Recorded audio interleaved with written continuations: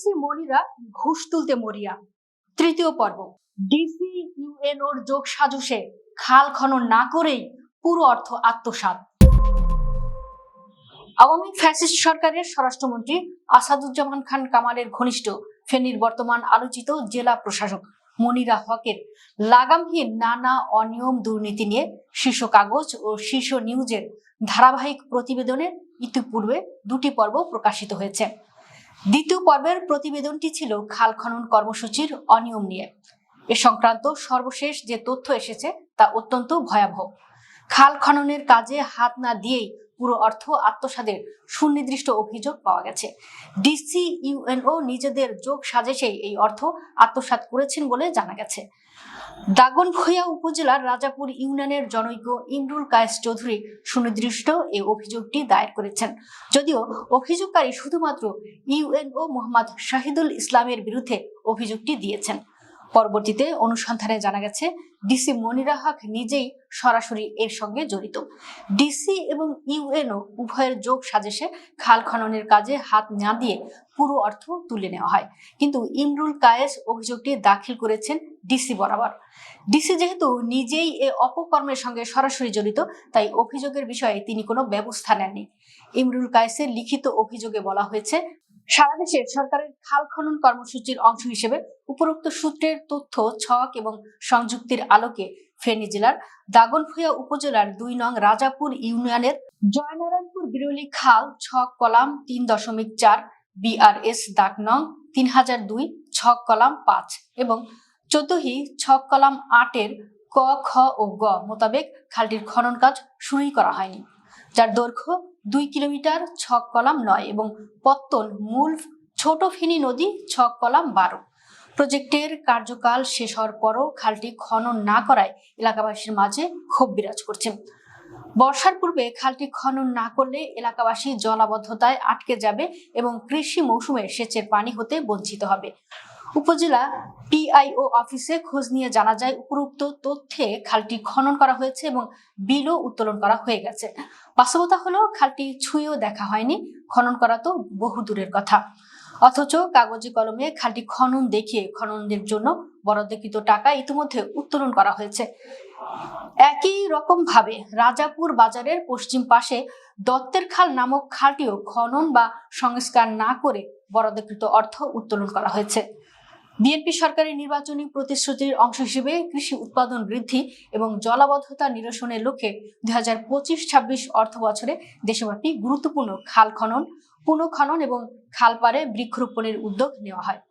ফেনীর ৭টি খাল পুনঃখনন প্রকল্পে মোট প্রায় ১১.৫ কোটি টাকা বরাদ্দ পাওয়া যায়, কিন্তু এই খাল খনন নিয়ে ব্যাপক অনিয়ম ও দুর্নীতির আশ্রয় নেওয়া হয়েছে।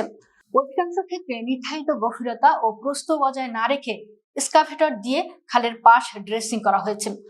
আদতে খাল পুনঃখননের কাজে প্রহসন ও সরকারি অর্থ আত্মসাতের মহা উৎসব হয়েছে। ধারাবাহিক প্রতিবেদনের দ্বিতীয় পর্বে এ সম্পর্কে আলোকপাত করা হয়েছে। সর্বশেষ প্রাপ্ত তথ্যে দেখা যাচ্ছে, জয়নারায়ণপুর বিরলি খালটি খননের কাজে হাতই দেওয়া হয়নি, কিন্তু পুরো অর্থ তুলে নেওয়া হয়েছে। গত বছরের অক্টোবরে ফেনীর জেলা প্রশাসক পদে নিয়োগ পান মনিরা হক। তার এই নিয়োগ নিয়ে তখনই ব্যাপক আলোচনার জন্ম দেয়। আওয়ামী ফ্যাসিস্ট এই কর্মকর্তা বড় অঙ্কের অর্থ ঘুষ দিয়ে ফেনী জেলা প্রশাসক পদে নিয়োগ বাগিয়ে নিয়েছেন বলে অভিযোগ ওঠে। এই মর্মে চাউর হয় যে ৭ কোটি টাকা ঘুষের বিনিময়ে তিনি এই নিয়োগ পেয়েছেন। ডিসি পদে নিয়োগ পেয়ে ঘুষের টাকা তুলতে মরিয়া হয়ে উঠেছেন। জেলা প্রশাসকের অধীন এমন কোনো খাত নেই যা থেকে কমিশন আদায় করছেন না। বেপরোয়া দুর্নীতিবাজ ডিসির প্রভাবে তার অধীন উপজেলা নির্বাহী কর্মকর্তারাও কেউ কেউ ঘুষ দুর্নীতিতে লাগামহীন হয়ে পড়েছেন। এর মধ্যে দাগনভূঞার ইউএনও মোহাম্মদ শাহিদুল ইসলাম অন্যদের চেয়ে অনেক এগিয়ে রয়েছেন বলছেন সংশ্লিষ্টরা। দুর্নীতিবাজ ডিসি মনিরা হকের যোগ্য অনুসারী হিসেবে ইতিমধ্যেই তার নাম ব্যাপকভাবে ছড়িয়ে পড়েছে। উপজেলার অধীন সব ধরনের উন্নয়ন কর্মকাণ্ডে ইউএনও শাহিদুল ইসলাম ১২% নামে আখ্যায়িত হয়েছেন।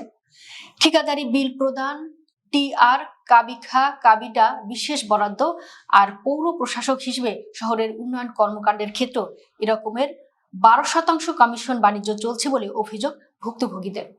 পছন্দের ঠিকাদারকে সুবিধা দিতে অপ্রয়োজনীয় বরাদ্দ, নামে বেনামে প্রকল্প ও কাল্পনিক প্রকল্প প্রভৃতির মাধ্যমে সরকারের বিপুল অর্থ হাতিয়ে নেওয়ার অভিযোগও রয়েছে এই কর্মকর্তার বিরুদ্ধে। তার ঘুষ ও কমিশন বাণিজ্যের কথা এখন দাগনভূঞা মানুষের মুখে মুখে। অবশ্য এই ঘুষ, লুটপাট ও কমিশন কালেকশনের একটি বড় অংশ যাচ্ছে ডিসি মনিরা হকের কাছে। তিনি মূলত ইউএনও শাহিদুল ইসলামকে এসব অপকর্মে উৎসাহিত করছেন এবং আশ্রয় প্রশ্রয় দিচ্ছেন।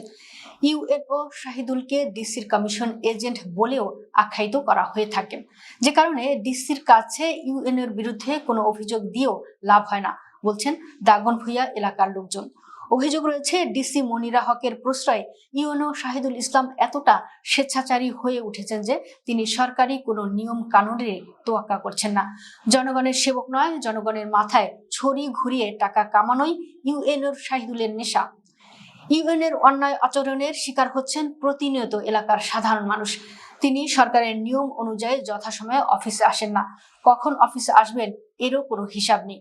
দেখা যায় সুনির্দিষ্ট কোনো কাজ বা কর্মসূচি ছাড়া সারাদিনই অফিসের বাইরে, জেলা শহরে অথবা বাসায় বসে সময় কাটাচ্ছেন।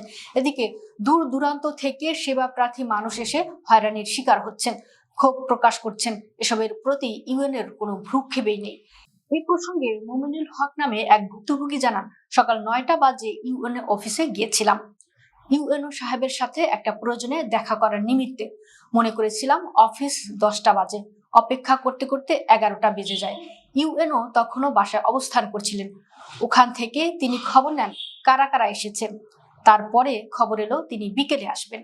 ফেনী থেকে জরুরি ফোন আসায় তিনি ফেনী গেলেন। বেজে গেল বিকেল 2টা 45 মিনিট।